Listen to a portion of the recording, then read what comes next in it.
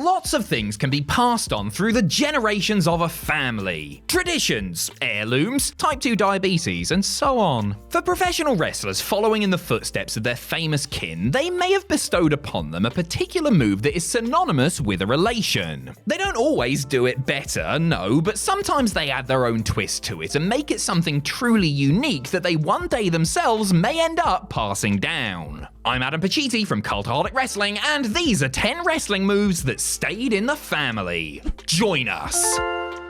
Number 10, the Sharpshooter. While paying dues in his father Stu Hart's infamous basement dungeon training ground, Bret Hart was put in many different and very painful submission holds. While the kayfabe story goes that Stu taught Bret how to do the sharpshooter during these fabled sessions, the truth is that it was actually Conan who demonstrated it to the excellence of execution in the locker room at a WWE show. The Hitman needed a submission finisher to match his new singles push and ended up going with a move that had been invented by New Japan star Riki Choshu. None of Bret's own children ended up following him into the family business, but his niece, daughter of Hart Foundation tag partner Jim the Anvil Neidhart, certainly did. Natalya Neidhart has continued to use her uncle's favoured hold as one of her primary finishers, utilising it to win major matches and championship belts. The two even got to slap on simultaneous sharpshooters after Natalya's loss to Charlotte Flair at Payback 2016, with Bret tying up Ric Flair for old time's sake. Number 9, the Figure 4 Leg Lock.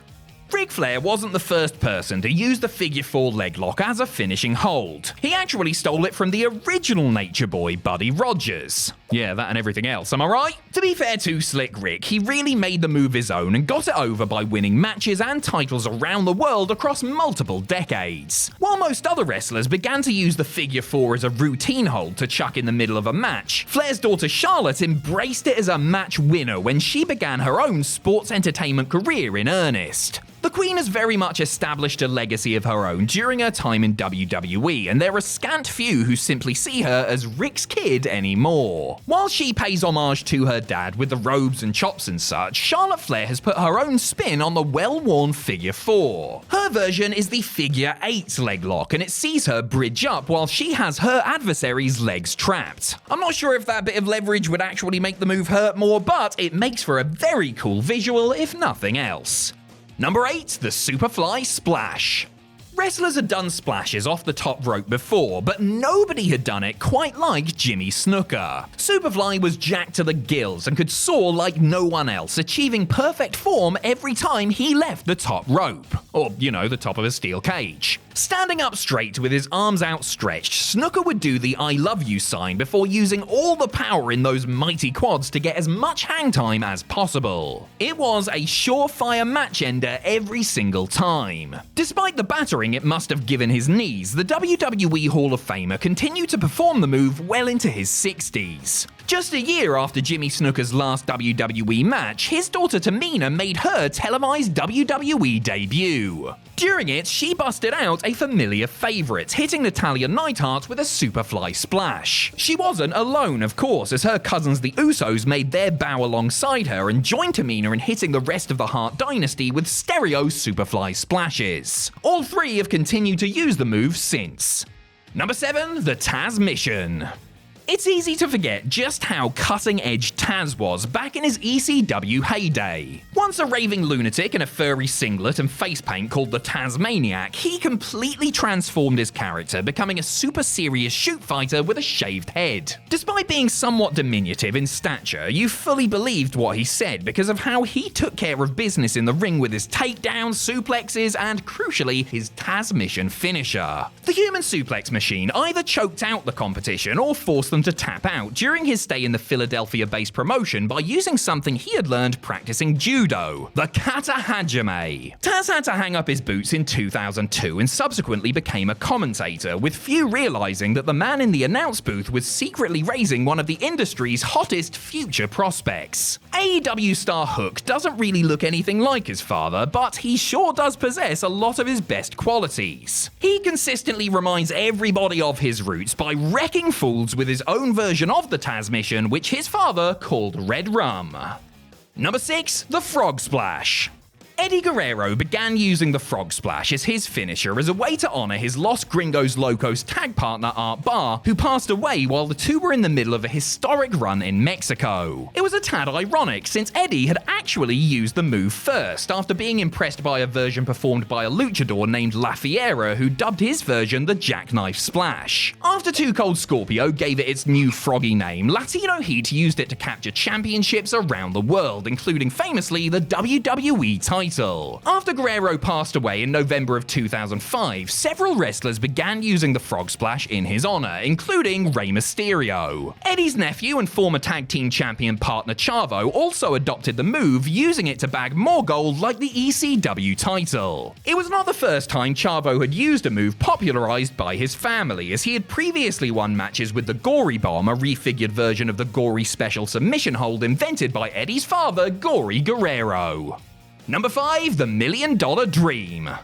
Like his adoptive father, Iron Mike DiBiase, Ted DiBiase was a noted technician inside the ring. But whereas Iron Mike tended to finish off opponents with a top rope knee drop, his son went the submission route instead. As WWE's $1 Million Man, DiBiase would make his opponents pass out with the $1 Million Dream, which was essentially a Cobra Clutch. With his fallen foe lying on the mats, Ted would often stuff a $100 bill into their mouths, adding insult to injury. All three of Ted's boys ended up getting into the business, but the most successful was Ted DiBiase Jr. Upon his arrival on the main roster, the $1 Million Boy not only took on a gimmick very reminiscent of his well-off dad, but nabbed the $1 Million Dream for himself too. Ted Jr., however, would tinker with things soon enough. First up was the Dream Crusher, which was a Cobra Clutch combined with a Russian leg sweep, and then came Dream Street, a Cobra Clutch into a rock bottom-esque slam. Whatever the variation, you have to say it's looking very likely that Ted DiBiase Jr. is going to prison. Number 4, the RKO. There were many wrestlers to use a cutter-like move before Randy Orton made the RKO his own. John Laurinaitis, for instance, used the Ace Crusher while working for New Japan in the 90s, while Diamond Dallas Page used the Diamond Cutter over in WCW. Both men have no doubt ribbed the Legend Killer over the use of his move, since they were the ones to make it famous in 2 major promotions first. But little did they know, Randy's own father, WWE Hall of Famer Bob Orton Jr., used it before the lot of them. Yes, in an unearthed clip from an old episode of Primetime Wrestling, Cowboy Bob can be seen delivering his son's calling card during a 6-man tag. Now, Bob's version of the cutter isn't exactly out of nowhere. On the contrary, it looks like he's got Don Morocco in a front chancery, goes to tag in one of the Islanders, and when they don't pick up on his signal, simply improvises and drops the rock to the mat face first. Either way though, Bob Orton Jr. invented the cutter, and Johnny Ace can go and flip himself. For that and many other reasons. Number 3, the Iron Claw. Whereas Orton may have accidentally inherited a move from his old man, the Von Erich boys very deliberately had the Iron Claw passed on to them. Family patriarch Fritz Von Erich used the dreaded move, which would see him take his meaty hand, place it over his opponent's forehead, and then attempt to squeeze the life out of him, as he became a big star in the US and Japan during the 50s and 60s. A menacing mountain of a man, all Fritz had to do was scrunch his hand into a claw shape to send fans running for the hills. Considering it was the favoured version of a feared villain, it's quite impressive that Fritz's son, most notably Kevin and Kerry, managed to repurpose it as beloved baby faces. WWE fans still fondly remember how the Texas Tornado used the move to subdue Mr. Perfect enough so that he could hit him with his discus punch and win the IC title at SummerSlam 1990. Kerry's daughter Lacey Von Erich wasn't in the business for long, but she also managed to display her own knowledge of the claw during her run in TNA. It was probably the one move the inexperienced knockout couldn't muck up, but still. Number 2, the Samoan Spike.